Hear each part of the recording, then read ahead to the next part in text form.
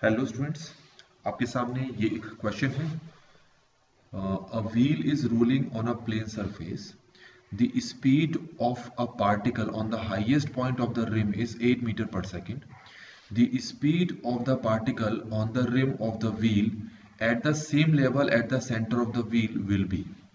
बच्चों, इस क्वेश्चन को करना है तो हमारे पास डायरेक्ट फॉर्मूला तो है, पर फिर भी हम डायरेक्ट फॉर्मूले से नहीं कर रहे हैं। पहले इस क्वेश्चन को हम समझ लेते हैं। तो क्वेश्चन में यहां पर आपको जिस बारे में कहा है वो है रोलिंग। तो पहले हम रोलिंग समझ लेते हैं फटाफट से।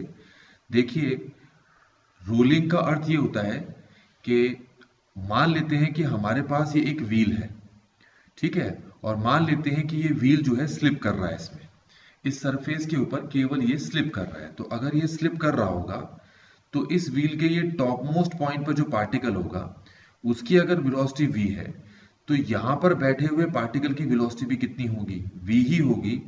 यहां पर बैठे हुए पार्टिकल की वेलोसिटी भी कितनी होगी? v ही होगी।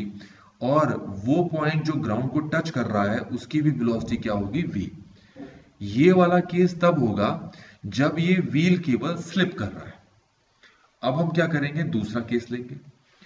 दूसरा केस हमारे पास ये है कि हमने ये व्हील ले लिया और मान लेते हैं ये इस सरफेस के ऊपर केवल रोटेट कर रहा है, अपने ही स्थान पर घूमते जा रहा है।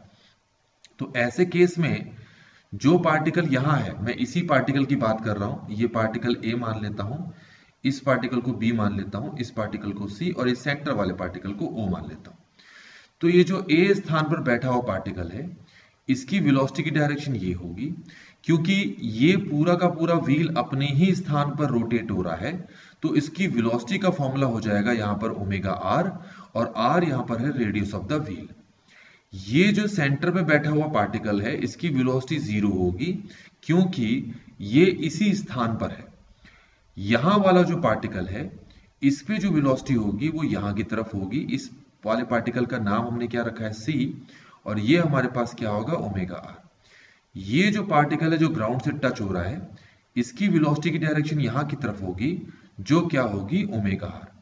तो यहां तक आपको अभी के लिए समझ में आ गया है।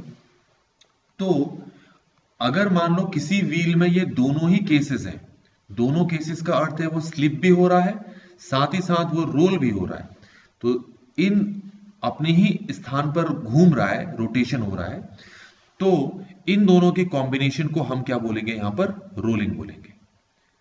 तो ये आ गया हमारे पास रोलिंग का केस। अब ध्यान रखना, क्योंकि इसमें रोलिंग का है तो हम यहां पर रोलिंग विदाउट स्लिपिंग की बात करेंगे। तो आप देख सकते हैं कि ये जो हमारे पास अब केस है, इसमें ये जो व्हील है वो आगे की तरफ भी जाएगा और घूमेगा भी।